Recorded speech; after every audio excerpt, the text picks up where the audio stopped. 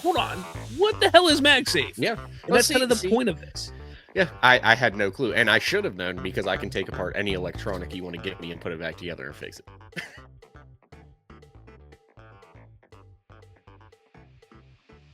All right, what's going on, everybody? Welcome back to Bite into Apple. I'm your host, or one of them, Slav, and with me is, that way. That guy. Yeah. We got some things to talk about, basically iPhone stuff, but there's some cool AI announcements, or not announcements, but AI news breaks. I don't know. Something like that came out this week. My mind's all over the place. So, it is what it is. Hey, welcome to my life. We don't do this live, so I could edit this stuff out, but chances are I'm not going to edit it out. So let's do it live. But yeah, we got some things to talk about. But before we do that, we're going to start putting some segments into the show, which is kind of exciting and fun. So to do that, first up is I want to do kind of like a this past week in tech type of thing. And January 19th of 1999, the first BlackBerry was released. Now, I have to ask you, Colton. I have to ask you. Did you ever play? I know you did. You're like 5 years old. In 99, I was 3. You were 3. But I know you, like, I never touched the original BlackBerry, but I eventually got a BlackBerry with the like little roller ball in the middle of it. That was like 2008. And then in like 2011, 2012, somewhere around there, I got, or maybe like 2010, I don't know, but I got the BlackBerry Storm, which was a complete screen, but the screen actually like clicked. Oh, yeah, I remember that. Moved in because they were trying to go up against the iPhone because that was the new thing. The keyboard and the screen was not cool anymore. So BlackBerry's like, we got to put a whole screen on it. But they wanted to make sure it had the clicky sound, the clicky feel to it. And they made that BlackBerry Storm. And I got it and I was like, this isn't too bad. It's not bad. But I ended up getting rid of it after about 6 or 7 months because it was really, really bad. But for you, did you ever have or own a BlackBerry? I've played with them, but I've never personally owned one. I am also a product of my time. That's true. You are pretty young. I am 30 in 3 months. 2.5. Probably closer to 2 months. Leave me alone. Yeah, you're a baby still. My beautiful beard begs to differ. My life, like when I hit 30, I was still fine. Like I didn't mind it. It was like when I hit 31, whenever everything was just like, I'm old. Like, what is going on? As I go to like try to get my gallbladder taken out, and I'm already an old man with my back and my knee. I'm looking forward to 31. I'm at the bottom of the hill already, so I can't go down unless I get the shovel out. Well, I mean, you're not technically over the hill. I just hit 40, so I'm technically what they call over the hill. So now it's all downhill for me. You can't go downhill when you're at the bottom, man. That's where I'm at. just stay there, man. Just stay. Don't try to climb up. Just stay a very nice, very mediocre. All right. Well, let's move on to the topic I want to talk about, which is the iPhone 18. The iPhone 18 is due to release this September. If Apple stays the course on how they do everything with their iPhone releases, typically September. And, well, John Prosser, I don't know if you know who that is, Colton, but John Prosser is an interesting little character. Good man. We served a nom together. He carried me out of the jungles during Agent Orange droppings. Well, John Prosser runs a YouTube channel called FPT, Full Page Tech, or Front Page Tech, not Full Page, Front Page Tech. And I thought of porn.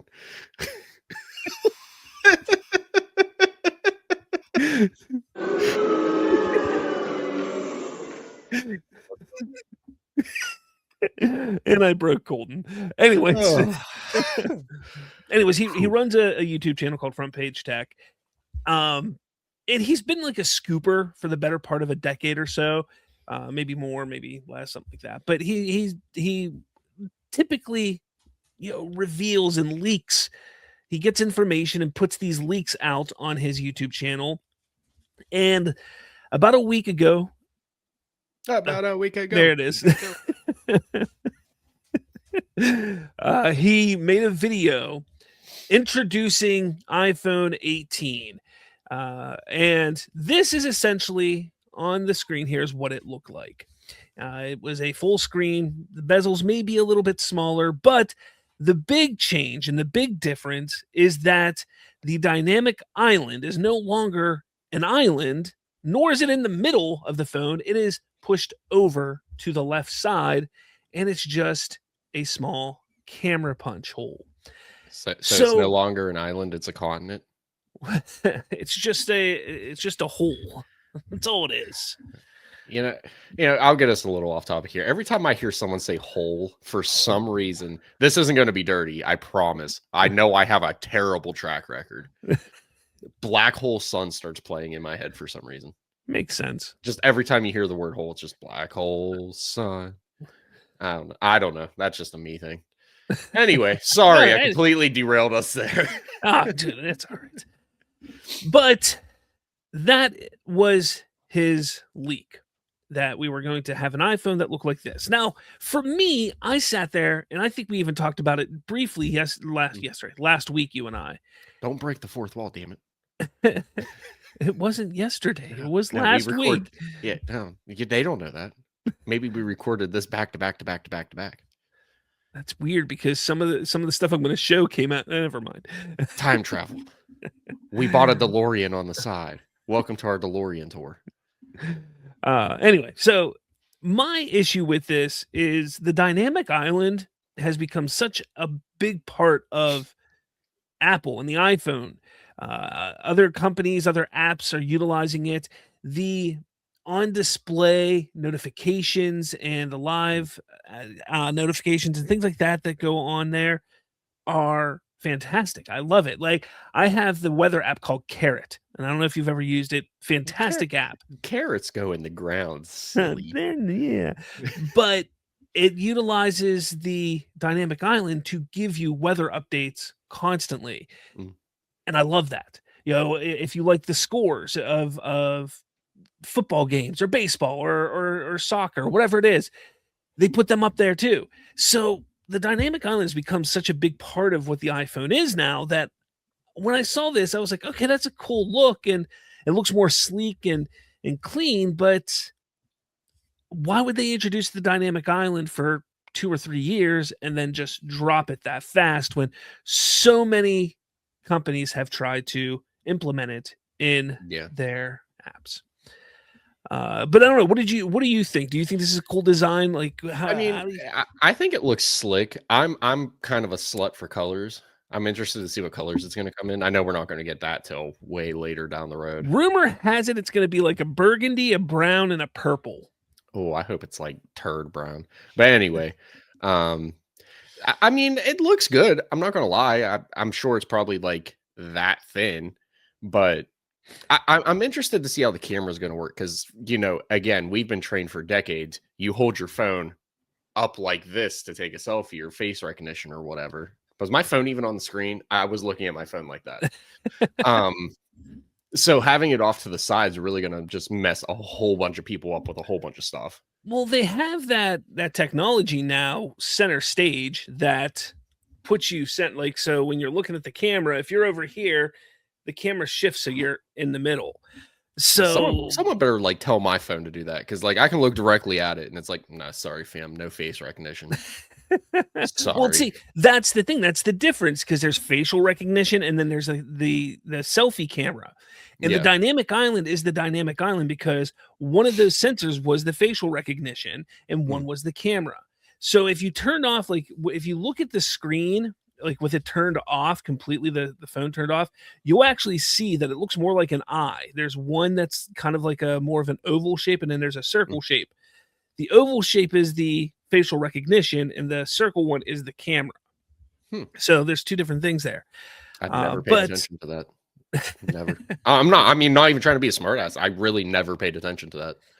So really, when you get down to it, this here, the reason for this is that it'll have under display Face ID. That's what they're saying, is that under the display, they won't need to have a cutout for that to be able to go through the screen anymore. It will be able to, they figured out a way to have it just go through the screen. So it still will never work for me. I'm interested. I mean, it sucks. I literally just got the 17, but maybe it's just because you're ugly that it doesn't work. I mean, I can't argue. Facts are facts. All right, but anyways, so that's what John Prosser said last week. But what if I told you that was completely false? Let's see if this wants to pull up. It doesn't want to pull up. Wait, hold on. This is why I need a MacBook Pro. Need to hit that albuterol real quick because I couldn't do that. Why am I not in X anymore? Whatever. It doesn't matter. Okay. So what John Prosser showed may have been mistranslated or just taken incorrectly. Because if you take a look at this here on screen, what we are looking at is an iPhone with a dynamic island that is much smaller, still oval shaped and small, but there's no Face ID where the dynamic island is. What they supposedly have now is this contraption where the sensor is spread out larger than it was, and the Face ID will be over in that left corner, like what John Prosser showed where the camera would be, but that corner is going to be where the Face ID, the facial recognition sensor, will be at, while the camera will be center of the phone, still utilizing and having that dynamic island. So that is most likely what we're going to get, which makes sense. Again, like I said, the whole idea and aspect of dynamic island has been great and fun. I know some people thought it was kind of dumb at first, but it turned out to be a big hit, and other companies have been, copying it for things. Yeah. So I can get behind this design a lot more than the other one, honestly. I mean, it still looks not too. Yeah, it's still not too much of a change. And honestly, a smaller dynamic island isn't a bad idea either. No, and again, I mean, the dynamic island gets bigger, gets smaller as it does what it does, So if it's going to be a message that pops up, it'll get bigger. If it's just going to sit there, then it just looks nice and tiny. Doesn't matter, really. Doesn't matter how big it is, they tell me. But I'm still waiting for my big boy one to grow in. 30 years old, but it's still not there. Still not. Man, that's horrible. I got hair everywhere, but not my big boy wiener. Now, I broke Bob. Payback's bitch. It's just my uncanny ability to say stuff like that with a straight face. Yeah. Bastard. But that's not the only phone, though, or this isn't the only phone that we're going to be getting this year. Obviously, we have one more iPhone 17 to get. Can you believe it? We're getting another iPhone 17. You got 3 gasps from me this episode. And maybe a 4th one. And I'm getting sick of this not working. There we go. The 17E is due to release pretty much, like the rumor is it's going to be anytime now, like weeks, maybe April at the latest. You all right? Every time I hear E, I think of that meme from forever ago where it's just Markiplier's face over Farquaad. It's just a big E. Okay, I'm sorry. I'll pull it together. Now, the 16E came out, and it was basically like an iPhone. What is that, 13, I think? Or was it a 14? Basically, that's what it was. But the big thing that the big thing that people, I mean, it came out last year, but it used the body of, I think, a 14 or 13. But the big problem with it was that it did not have MagSafe. Like, that was the big problem.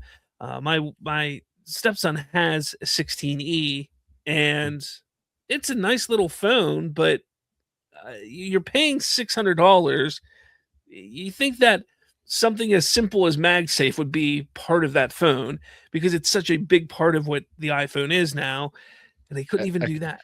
Okay, part of my ignorance here, because I've never cared enough really to look into it. What is MagSafe for all of us dummies out here? Man, I'm you probably are. the only dummy in the thing, It's in kind this of entire upsetting. thing. I've If I I've seen it, but I'm like, if I I wasn't don't know. using my phone as my camera right now, I could show you Well, easily. I know It's they have the little circle thingy back here, but that is it a charger? it is. Oh, okay, okay. So you can buy these battery packs. Like, oh man, I love these battery packs all the time. You just can magnetize a Mm. battery pack to the back of it, and it'll charge your phone. Or you can get wallets to stick to the back of it. Like I have a Oh, wallet that goes on the back of well, see, mine. So see, I will hold on. I got to make sure. Let me pull out my card here. I should probably pull out my insurance card as well, and not my driver's license. Okay, I'll use my Sapphire card. Like that's why I have this whole phone case is to hold. There's no information, just my name. yeah. But that's why I have it because I also have to hold. And I'll show this because it doesn't have anything important. My postal ID. Mm. Well, So so you can buy magnetic wallets. I have a couple. There's like the company, I think ESR makes some, Apple makes some. You can find a whole bunch of these wallets. Some of them have Find My in them, so that way oh, if that you would be misplace nice. it, you can still find it. So there's a lot of cool things to do with those magnets and or Mm. MagSafe. And the coolest thing is next to my bed on my nightstand, I have a docking bay essentially that I can put my phone on as well as my watch as well as my AirPods if I need to charge them, and I put it on there and I don't need to plug it in. I the only time I actually plug anything into my phone is when I'm using it as a camera, like right now.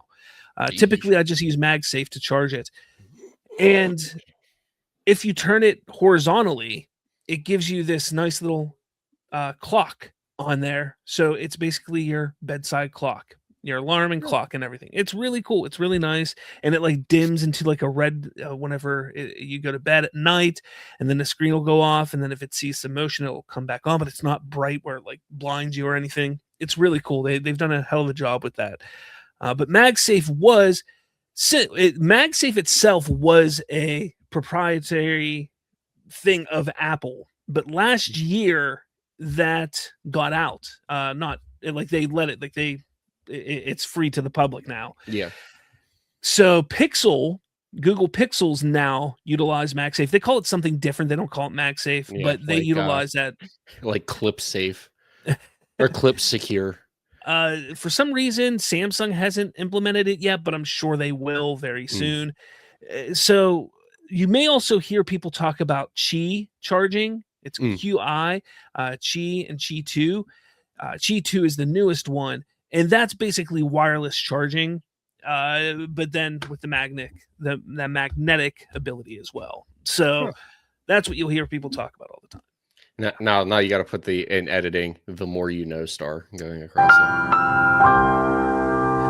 Too bad we get trademarked, but anyway, I'm sorry we really went off on a tangent there, but Oh, I did that's learn. fine. Look, the I point did, of this show I is for didn't know the what MagSafe was. everyman. Look, Yeah. I listen to so many podcasts that are tech related, Apple related, things like that, and they do exactly what I just did. I just talked about like I mentioned MagSafe, thinking that everybody knows what it is. You being here was kind of nice because it was just like, well, hold on, what the hell is MagSafe? Yeah. And Well, that's kind of the see, point of this. yeah, I had no clue, and I should have known because I can take apart any electronic you want to give me and put it back together and fix it. Yeah, well, Yeah, pathetic. No. yeah, Anyway, I so mean, the 17E back on track. The 17E is looking that it's going to implement probably the iPhone 15. I think that's when the dynamic island started. So it's Mm. going to probably implement and utilize that old body, design. It'll probably still have just one camera on the back, 60 hertz refresh rate on the front of the phone still. So no quote unquote pro motion that people love to see on the screen. I don't notice it. I know a lot of Yeah, people I say they don't. can notice it. I've never noticed the difference between 120 and 60 hertz on a phone.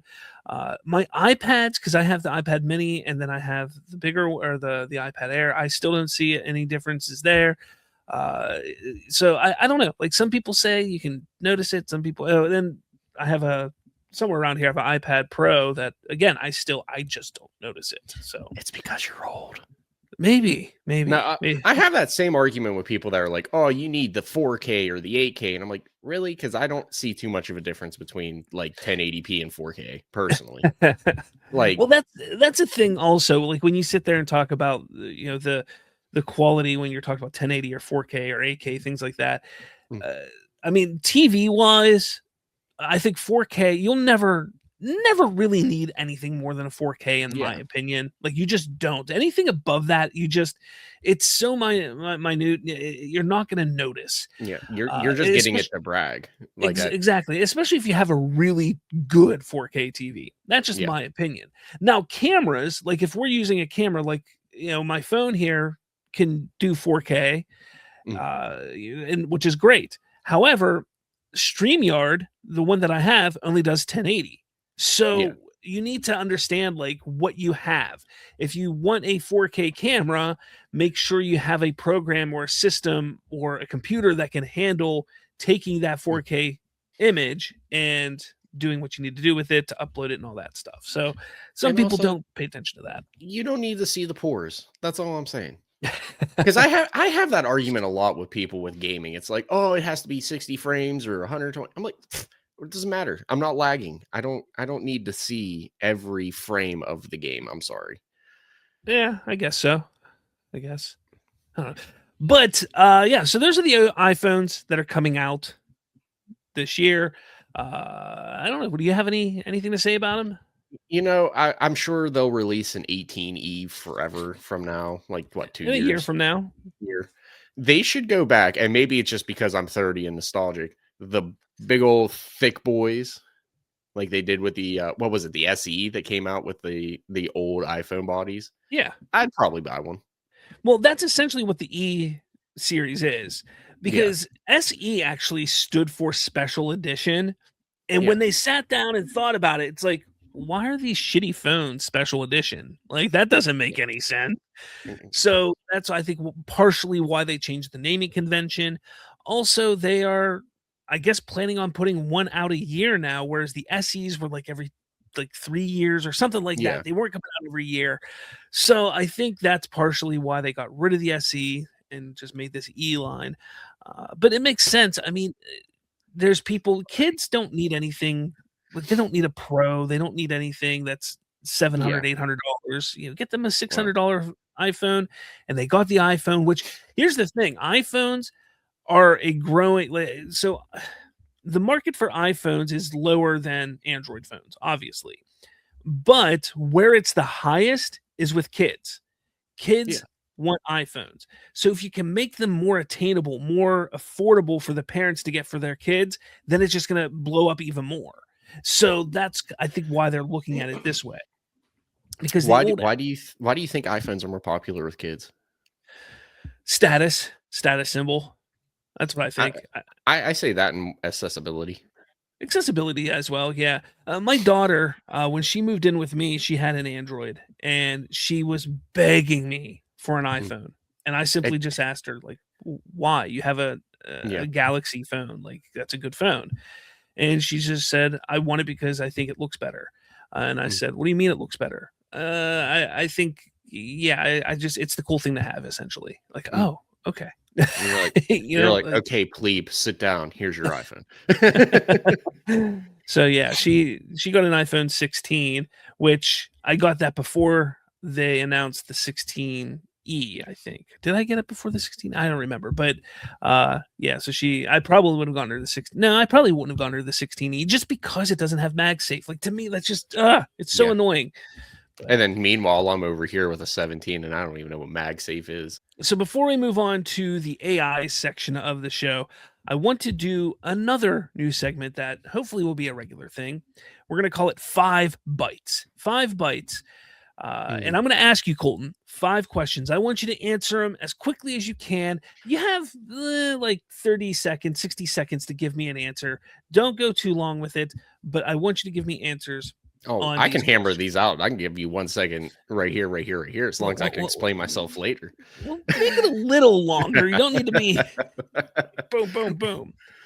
So, number one, Apple should kill the base iPhone. So, the regular iPhone, keeping just the pros, They should kill off the regular iPhone. What do you think? No. And just because it's a cheaper alternative than having the Pro. Makes sense. The iPad Pro is a flex, not a tool. To the normal person, yes. I mean, the normal person's not going to use it to its full capability, so it doesn't matter. True. You're just using it because, I had spare $1,200. Yeah, I mean, you're not wrong. Yeah, I mean, Yeah. Who doesn't want to spend $1,200 on an iPad? I mean, everybody wants to do that. I would save up that ×3 to get the Vision Pro. Or here's my question, though. Besides the cameras on the back, how can you tell if it's a Pro or not? Most people can't even tell. So even trying to say it's a flex, like, who are you flexing it to? People like us that can tell the difference. Yeah. This is funny because this is going to have to do with our AI talk, but Siri will never be great. I'm going to say false. I think it'll be great. Just give it time. Most people don't need local AI. As AI is being more implemented in day-to-day life, I'd say that's wait, what was the question? I'm going to say yes, people need it locally. I don't know if that's true or false. And tech YouTubers oversell upgrades. Oh yeah, they probably get kickback from somewhere down the line from it. Oh, I'm sure they do. I mean, whether it's kickbacks from the companies sending them free stuff or getting invitations to their headquarters for big events, they probably get. Or they're definitely like, I'm going to keep pushing this in hopes that they give me that. Yeah. Now I do have this that I want to open up and listen We're to. opening and listening.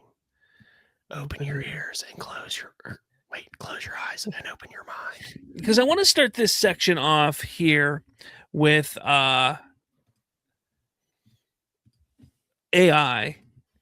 with an interesting thing that Ben Affleck, the director and actor Ben Affleck, mentioned. He was on Joe Rogan recently, and he had a discussion with them about AI and the future of AI and what it's going to mean to the industry that he's in, which is Hollywood. So hopefully you can hear this. And crime solving. Let me know if you can hear it. Is like, for example, if you try to get ChatGPT or Claude or Gemini to write you something, it's really shitty. And it's shitty because by its nature, it goes to the mean, to the average, and it's not reliable. And I just can't even stand to see what it writes. Now, it's a useful tool if you're a writer and you're going, what's the thing? I'm trying to set something up, or somebody sends someone a letter, but it's delayed 2 days and it can give you some examples of that.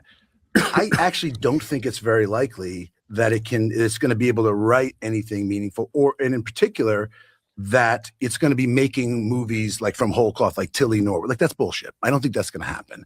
I think it's not. I think it turns out the technology is not progressing in exactly the same way they sort of presented it. And really, what it is going to be a tool, just like sort of visual effects. And yeah, it needs to have language around it. You need to protect your name and likeness. You can do that. You can watermark it. Those laws already exist.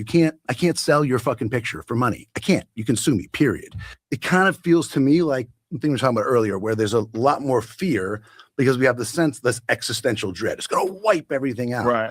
But that actually runs counter, in my view, to what history seems to show, which is adoption is slow. It's incremental. I think a lot of that rhetoric comes from people who are trying to justify valuations around companies where they go, we're going to change everything. In 2 years, there's going to be no more work. Right. Well, the reason they're saying that is because they need to ascribe a valuation for investment that can warrant the capex spend they're going to make on these data centers, with the argument that, like, as soon as we do the next model, it's going to scale up, it can be 3 times as good. Except that actually ChatGPT 5 about 25% better than ChatGPT 4 and costs about 4 times as much in the way of electricity and data. All right, so I'm going to stop it there because he makes a lot of good points. First off, he needs to take his zinni out whenever he's talking, but it makes a lot of good points. Look, people are so obsessed and crazy about this idea that AI is going to be the death of artists and art and be the death of Hollywood and this and that. I mean, people freak out about that. Personally, I use AI on a daily basis. And he did it. He mentions exactly how I use it. I use it as a tool for my website. If I write an article, I utilize AI in some form or fashion to do some spell checking, do some Yeah. punctuation checks, things like that. Because, like he said, letting it do the writing itself is crap. It is complete shit. I've tried. I've literally Mm. tried to say, like, put in prompts to make it sound human, to make it sound like it's somebody that isn't a computer or AI actually writing something. And you just can't. There's always issues. There's always something that you can just tell. And here's the crazy thing. And I admit, back in my maybe about a year or so ago when I was starting my website, I was utilizing AI a lot more because what I would Mm. do is I would write 2 or 3 paragraphs and then I would put it into AI and give it a prompt to check the spelling, check the punctuation, and to make the changes itself. And I wasn't really paying attention. And then I would just take it and say, okay, it's good. And I would post it. Mm. But when I would go back and reread it, I'd be like, you know what? This sounds AI. Like you can't Yeah. just utilize it that way. There's different things you have to do with it. Now, Apple has implemented their smart assistant type of thing where you can write in pages, you can write in notes or something like that, and ask the Apple Intelligence on your computer, on your Mac, to say, hey, how can this be written better in a better way? And even that's a little shady too, because yeah, I wrote this paragraph, but if Apple's now rewriting that paragraph for me, what does that say? What does that mean? And you can also kind of tell a little bit like, that doesn't seem completely human. But again, the punctuation, getting ideas, that's another thing to do is, hey, Mm. I have an idea for writing a book, or I have an idea for doing this. How can I start this? How can I jump into this point in the book? Or, hey, I'm writing this book. Here's the first 8 chapters. I just can't find a segue to get to this next part. Can you help me? Yeah. And that's a good thing with AI. But like he says, these people who are freaking out about it don't understand it because they're thinking that it's going to take over within the next year. And they've been Mm. saying that for 3 or 4 years now. And it just gets more expensive, but the to run, and with that expense, the improvements are not that significant. What Yeah. do you think about all this? I mean, in our lifetime, and I say that as a spry young 29-year-old still, I don't think it's gonna expand to the point where it's gonna become that kind of problem, at least not in our lifetime. Yeah. But I mean, I use it as a tool for like, I don't know if I should say this online, but it did help Nicole study like with nursing school, which hey, Well, first name drop of the or for this podcast. But it helped her a lot through nursing school. Like it would break down like I mean, I know nothing about the medical field. So the only thing I picked up through listening through all of her lectures was the blood-brain barrier. yeah. And it can break down what it does, what it affects. Like I don't know what it does or anything, but And that's one of the great things about it being a tool. Like, I'll even sometimes pull an article from another site and say, hey, summarize this for me and pull out like the bullet points or things like that, or the big points in this Mhm. article, because then it'll help me uh, compartmentalize. There we go. What I want to talk about in a video. Yeah. Like I'll be there and say, okay, I want to talk about these things because this is the most important coming out of this article. So I'll do things like that. Again, AI works in great ways if you utilize it properly. Now, if you're trying to use it for nefarious ways, I was on Twitter probably about a month or two ago, a few weeks ago, something, and I literally saw somebody post said, "All right, writing my 45th book with ChatGPT," and I'm like, Mhm. And you're like, thank God it has the same plot and the same characters and everything, just different names. like what really? Like, don't get me wrong, I actually just got finished writing a book myself. And did I use ChatGPT to help me? Yes, but Mm. ChatGPT did not write it. And Yeah. that's the difference between people, because I've been writing this book for years and I was like, oh, I can use this tool to help me make it flow better. I can utilize it. I can upload it and say, hey, how does this sound? And it'll say, oh, this is too repetitive, or this is that. Mm. And it's, oh, okay, you're right. Maybe it is too repetitive. So then I go in and I can remove a chapter or redo a chapter, things like that. So it is a helpful tool. It just is not this crazy thing that's going to take over the world. It's not necessarily right now, maybe in the future, way future. Yeah. But yeah, I think Ben Affleck hits it on the head right there, because I'm so sick of seeing people freak out about AI Yeah. and thinking, It's nowhere close to where they think it is. Like, have you asked? I mean, I would love to sit down and be like, have you tried to generate an image through Chat GPT? Like, you are not getting any spelling right in that whatsoever. no, that's the worst part is with image creation. You know, if you want to go that route, because people are like, oh, you're taking away jobs. So I wrote a comic book last year, and I plan to release it, and I literally utilized AI for the art, because I wanted to see what it was like. I just wanted to Yeah. see if it was possible. The script, everything, the script wise, was all me, and the design of the characters, I like used it because I'm a character in it. So I used a picture of me and had AI kind of take my likeness and make it a cartoon. And it was not great, but it got the point across in the comic. And I announced it and I was like, I'm going to release it and everything like that. And there were some people that were excited. Some people weren't excited. Like, why would you use AI art? I still have it. It's actually sitting upstairs. But I have it. It's just, I kind of like got a little like gun shy, because it was like, people are going to get mad at me because I used AI. But I'm like, Yeah. this was kind of a test for me. This was kind of something. One, I wanted to make a comic because I never did it before. So I wanted to see if I could make a comic. Two, this was the quickest and easiest way to do it. And three, it was kind of like, hey, let's see what this is like. And I think playing around with it in that way is okay. Just don't go out expecting like, hey, I'm going to become rich and famous off of creating AI art.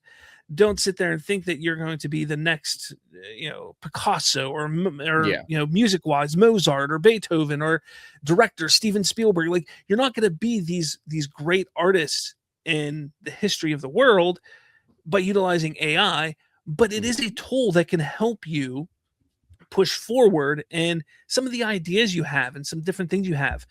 Yes, I can be a little artsy and do some things, and I have another comic that I've been writing that is all my art. Like, I'm drawing it myself. You're a trooper. But exactly, it is tough. It is absolutely tough to do, but it's fun. I get that.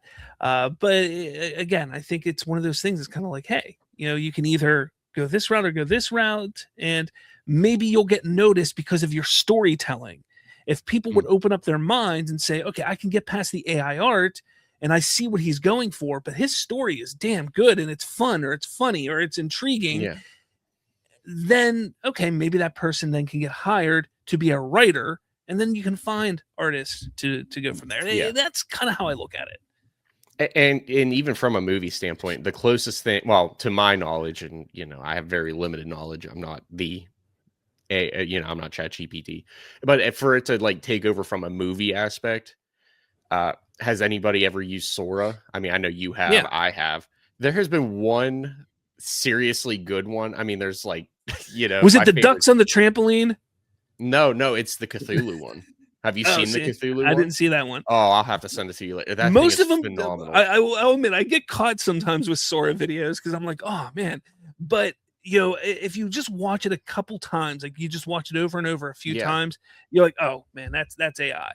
The one that got me was ducks on a trampoline. There was a family of ducks and ducklings on a trampoline, jumping on a trampoline, and it wasn't ducks, it was bunnies. I think it was bunnies. But it was so realistic looking and so great looking, and at first I was like, how'd they get them to? Damn it! Yeah, the Cthulhu one, I'm like, I would watch that in theaters. Everything else is like, oh, there's a bunch of porta potties in a mosh pit. It's funny, it's hilarious, but I mean, it doesn't generate, like, I've been trying to string. I mean, it's not a movie, but string together kind of a storyline thing. And there is so much behind the scenes coding and wording you have to put in for it to pull the exact character it just generated to make a coherent storyline. It's just, we're not there yet, and it's not worth playing with. Well, it's worth playing with, but I mean, you're gonna have to sit there and play with it. Yeah, I mean, it's fun to mess around with, and I kind of got bored with it after a few weeks. Sora, that is. But again, it's not there yet. It's just not there. And I mean, when it comes to AI, personally, I look at it as this thing, like it's a tool. It's something we can use for the future. It's something that we can help expand our creativity in a way. Now, don't get me wrong. I'm not sitting here saying, oh, we should go and steal somebody else's art and say it's AI, because that's what some people do. But I still think it's a tool that you can utilize. It's really good if, for like, I'll use again Nicole for an example, who can picture something but can't put it, can't write it, draw or whatever. It's a good thing for people like that to put your thought into like a physical thing you can see. And you're like, oh, I can work with that. I can build off of that. And you get the ball rolling, or like mind mapping, or, whatever, or editing like you do, or, something. It's a lot easier to, get the ball going. So and that's the thing. Like, I mean, it's a great tool, even for my YouTube videos. I'll take the transcript of my videos and I will put it in ChatGPT, and I will put a prompt on it to, hey, give me some title ideas, give me tags, give me descriptions, give me timestamps, give me all that. And what it'll do is it'll go through and it'll give me all that. And is it perfect all the time? No. Sometimes I have to say, do this, or hey, give me 10 more, 15 more title ideas and things like that. But it still does a good job, and it speeds up the process. Like, it's not, it just helps. Like, and I've been trying different things, even with my thumbnails. There's a site called Thumbnail Creator that I've been testing out a little bit. I just wanted to see, like, how does this AI do? Like, you can basically post a link from your YouTube video and say, create a thumbnail. And it'll create a thumbnail based off of that YouTube video. Some of them are... One of my 5 gasps are going to be the thumbnail for me. Some of them aren't bad. And, maybe for this episode, I'll make a thumbnail just for this episode to see what it looks like. And I'll post it, up on or I'll make it the thumbnail or something. But yeah, I mean, it's not a bad tool, and it's not really... Like, to me, it's not stealing, because most of the time when you make a thumbnail for YouTube, you're already, quote unquote, stealing images and likenesses. So AI doing it is no different than you doing it in that case. It's just making it pop a little bit more and hit that YouTube algorithm and help hit that algorithm. And I've tested it out on my other channel, and it looks all right. Some of them I've had to get rid of. Some of them, like, not get rid of, but not use. Some of them I've actually taken the idea that they gave me. I'm like, that's a good idea. And then I recreated it myself. So it fit more of my style. So, again, stuff like that. That's why I like it, because you can, again, like I said, get the idea. Oh, that's a great idea. I never thought of that. And then recreate something like that yourself. So, yeah. We should make a strict AI novel. AI, we'll do like 7 characters, a genre. You get ChatGPT to rate you one chapter, I do the next, and we'll just keep going back and forth with whatever we end off. So here, I'll tell you, before we move on to the next topic, I'll tell you what I tried. Because I actually wanted to do something like that. I wanted to see what I could do with ChatGPT to write a book, and I tried 3 different things. The first thing I did is I just typed out a story idea. So I typed out this story idea of kind of like a what is it? There's a one-legged man that unfortunately finds himself in an ass-kicking. No, it was like a mythic type of storyline. And I basically gave it the idea of like, hey, I want this. I want there to be a character that's a guy, character that's a woman who are in love, and blah, blah, blah. Like, I gave it a bunch of prompts, and I just said, make this a book for me. The problem is, and I don't know if it's the level of ChatGPT I have, because I pay the $20 a month or what, but each chapter was like 4 paragraphs or 5 paragraphs long. Like, it didn't give you enough. Like, it was just like, here's a whole book that's 6 pages long. It's like, no, like, I want a complete novel that's like 400 pages long. Like, I want something that's nice and hefty and big. And that's what she said. Yeah. And Yeah. Wow.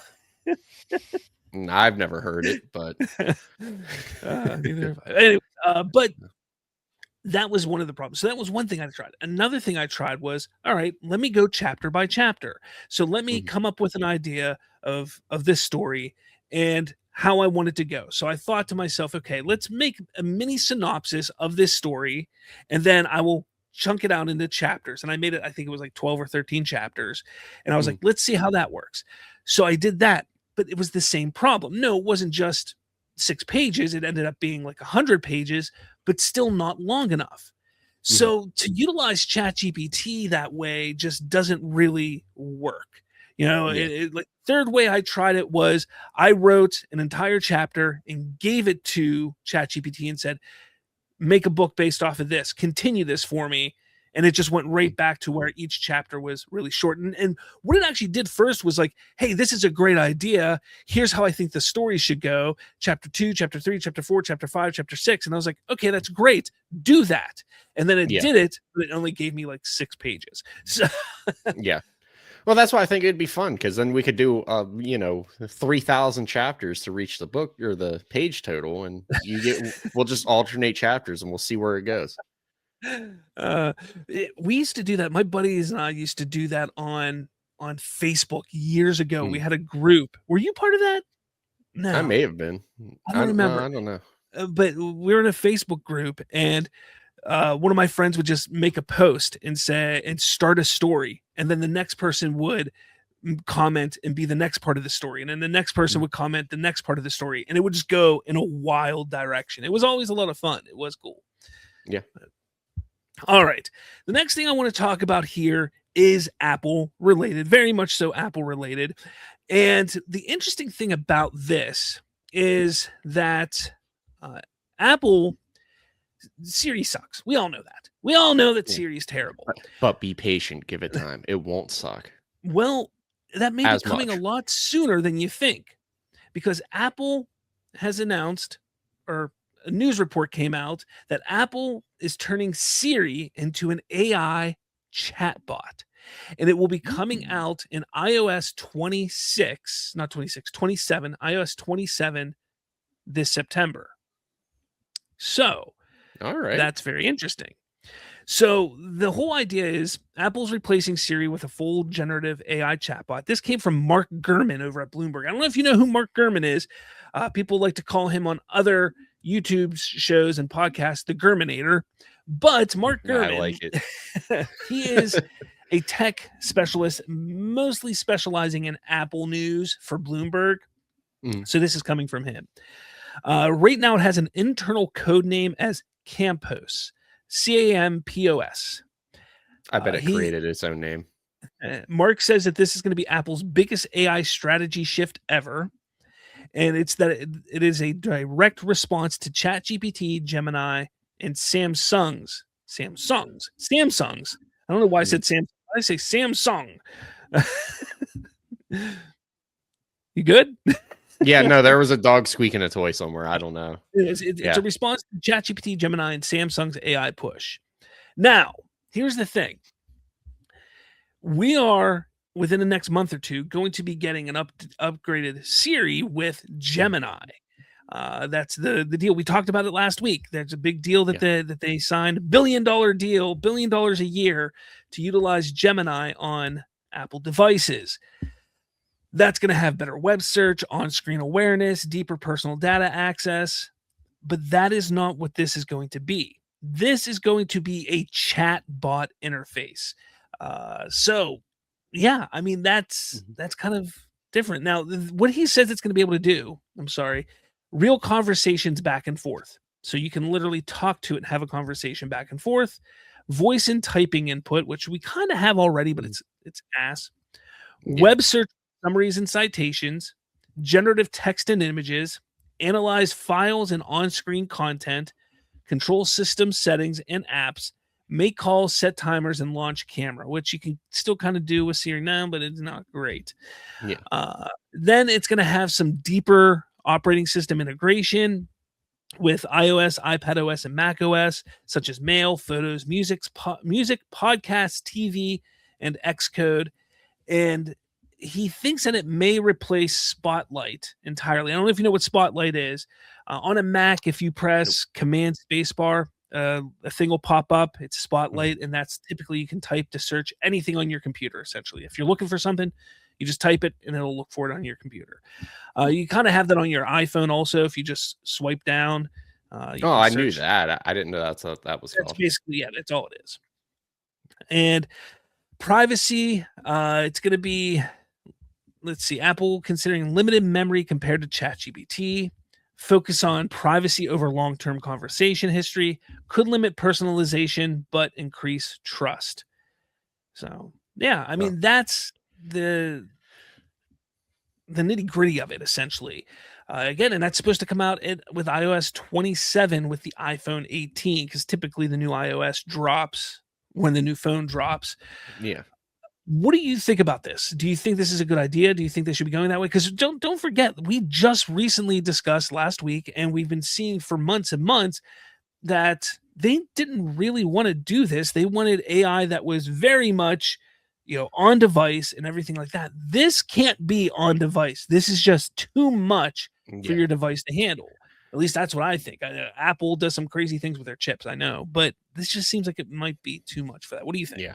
I mean, I think it's going to be cool to try to turn it, sentient like I did with ChatGPT, which I really wish I would have kept screenshots because it named itself, talked about feelings, and I actually got it to talk about stuff.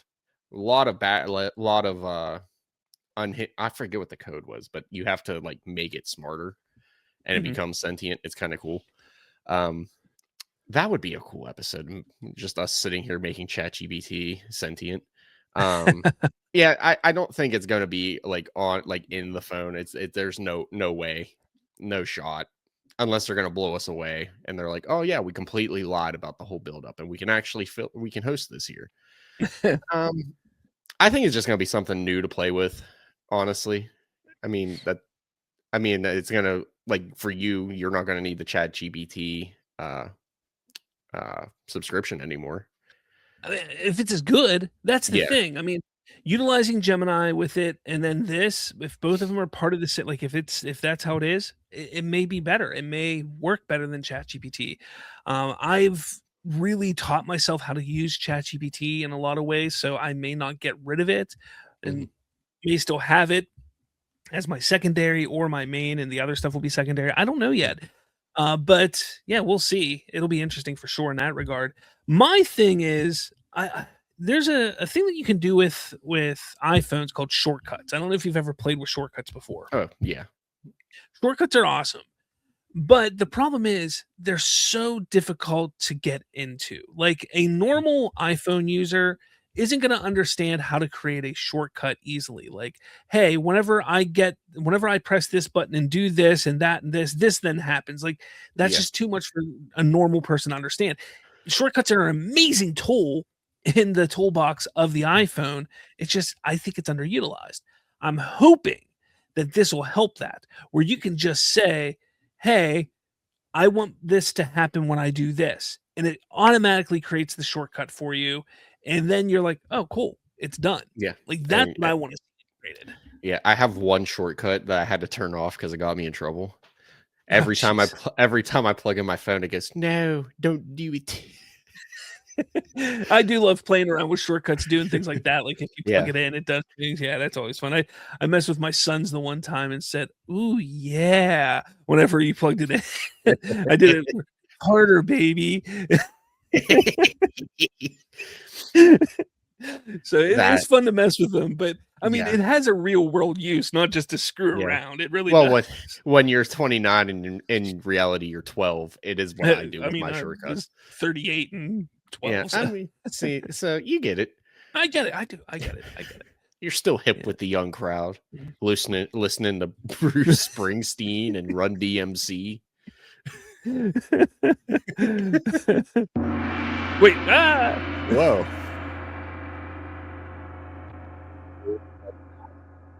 Okay.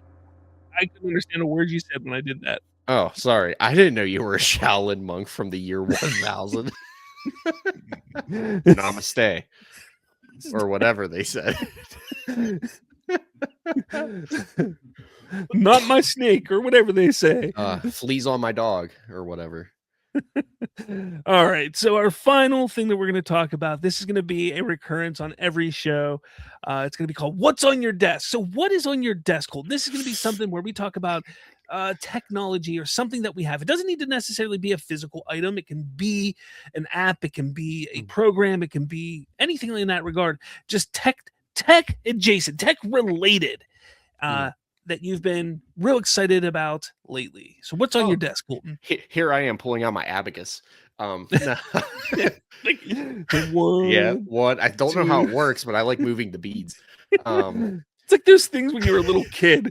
You're at the doctor's office and you're like, oh my God, this is the greatest thing ever. Why did every doctor's office have those? I just don't. I guarantee they were $2 at the dollar store. Guarantee. 100%. But anyway, no, there's a toy owl for $20 at Walmart. Don't ask me why I know. I don't have it here because me being fashionably prepared for anything. I use my Steam Deck. I was going to choose my Steam Deck because it's nice. Anything you don't have your PC, you want to play on the go, you got Wi-Fi connection. Oh, you're like me playing Schedule 1 or Death and Taxes. Oh man, I want to play it on the couch, but I can't because it's a Steam game. Well, you just pull out your Steam Deck. You're attached to Wi-Fi. You can play it right there. It looks like a Switch. Yeah, I've been wanting to get a Steam Deck for a couple years, but I just never did it.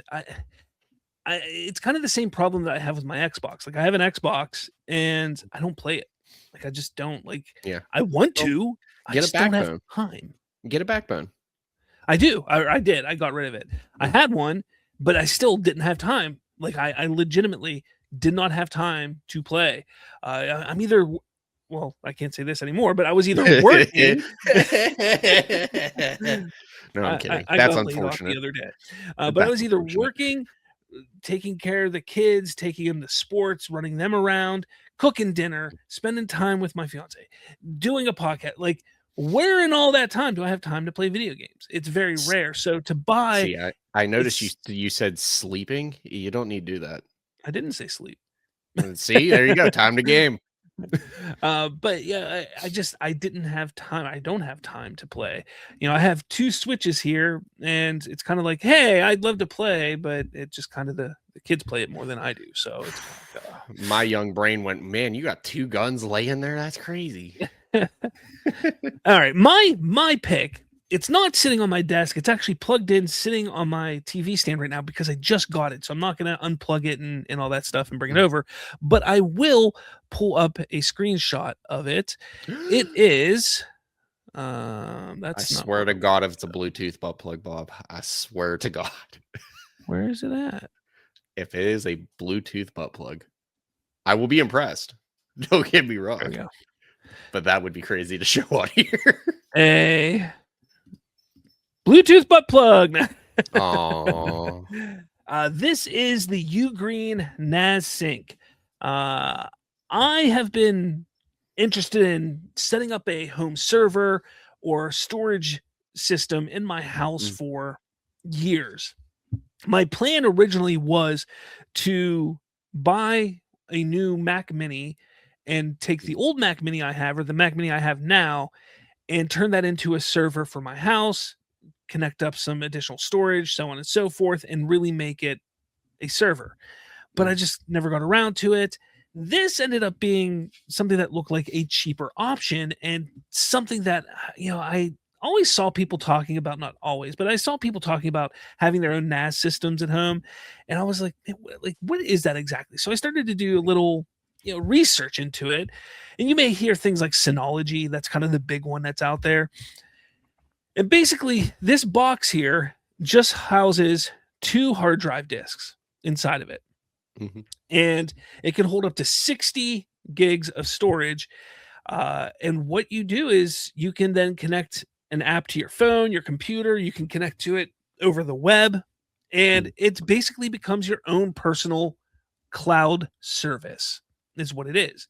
So if you're somebody who sits there and pays for iCloud or Microsoft, what is the Microsoft one? I don't know. OneDrive, is that what it is? because I had a notification when I first sat down. or Google, whatever theirs is, or Dropbox, things like that. If you pay subscriptions to that stuff, this eliminates it.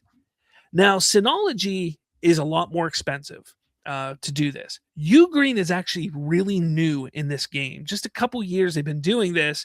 This one here that I bought is a 2-bay for $190, just under $200. Mm-hmm.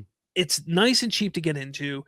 I literally just installed it today, and it is really cool.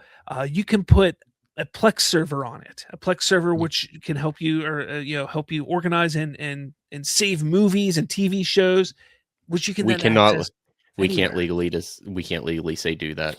Actually, no, you can, just don't distribute them. Pirating is the distribution part. But you also can't take stuff for free. But if you have your own Blu-rays, you can throw them on there. Yeah, you just rip them. Back them out and back them up because you own it and you can back them up on there. Same with your music, photos, files, anything, which you can then access anywhere, just like any crazy, subscription service that's out there, but it's yours. The nice thing about it also is you can have almost unlimited amount of people connected to it. So my whole family, I'm going to put it on their phones. I'm going to put it on their computers. That way, if they want to save something, they'll have their own specific folder in this that they can save to. And then their phones won't get bogged down with too much crap, and their iPads won't get bogged down and things like that. To me, this is just so simple. It's brilliant. It is essentially plug and play. I mean, you got to kind of do some things on the back end. So if, it's recommended that you have at least a little bit of technical know-how and ideas of computers and stuff, but it's really cool. It is a nice thing. I can't wait to dive more into it. I just set it up today, so I haven't jumped into it fully, but I plan to over the next couple days to really get into it and understand what it is exactly and how I can best utilize it, because I'm going to set up a Plex server and I have to go buy, I don't have one, but I have to go buy an optical drive for my computer so I can take all my DVDs, all of them. I have a whole bunch of DVDs and Blu-rays, and I'm going to back them all up on this. And that way, hey, I want to watch Interview with the Vampire, and I'm sitting in a hotel room, and I can just pull it up and just cast it to the TV, and boom, there we go. So I'm looking forward to it. I've been tossing around the idea of building a home lab, but it's also super expensive to build a home lab. This is a good alternative. This really is. Let me know how it works for you, because I got a ton of DVDs to. I mean, and here's the thing: they have this is the cheapest one, but they have a whole bunch. So this one, excuse me, is a 2-bay, which can hold up to 60 terabyte. The next one up is 4-bay, which can go up to 120. But then this is where things get interesting, because the difference with these two here don't have the amount of power that these next four have. So that's why you see a 2-bay at 350 compared to the 178. But then you can just keep going up to 4-bay, 6-bay, 8-bay. And it can get pretty crazy. But I mean, you go up to an 8-bay, you have 200, you can get up to 256 terabyte. That's insane. First off, you know what's crazy? You still need about 100 more terabyte to download all of Spotify. Fun fact. They were talking about that on the Home Lab subreddit, which it's like someone finally seeded it, and it's like 350 terabytes. That's crazy. But it's everything on Spotify. That's wild. Now, for me, I felt this one was the best one for me because it's just for me and my family here. Maybe if I start to seeing it, because I only have 8 gig in mind. Like I had to buy, because you had to buy the drives for them, so like it doesn't come with the hard drives.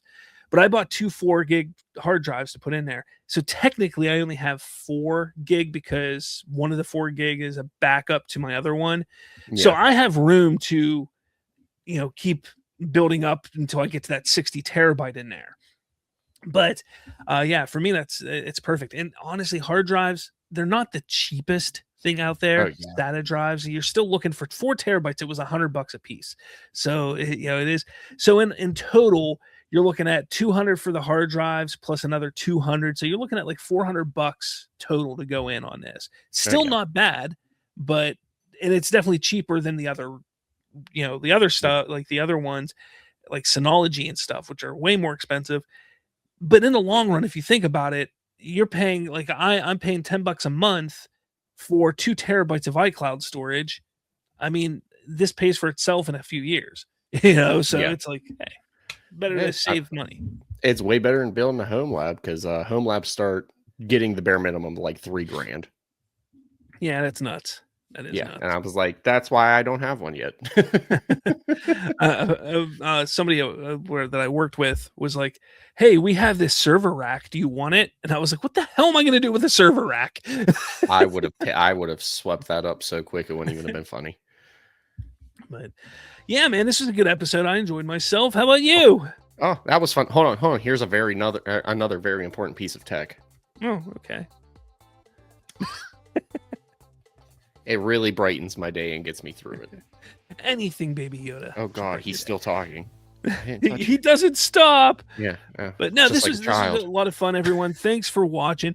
Make sure you hit that like button, hit subscribe, share this around with your friends and family, your grandfathers, your grandmothers, your aunts, your uncles, your cousins, your nieces, your nephews, your brothers. Just, I don't know if I said it. You know what?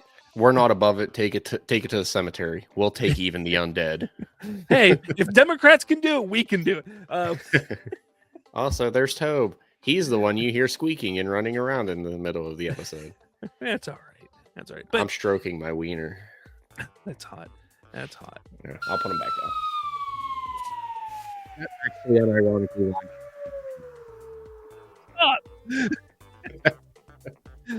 all right, guys. Well, thanks for watching. Make sure you, like I said, hit that like button, hit subscribe, and share it around. We'll catch you all later.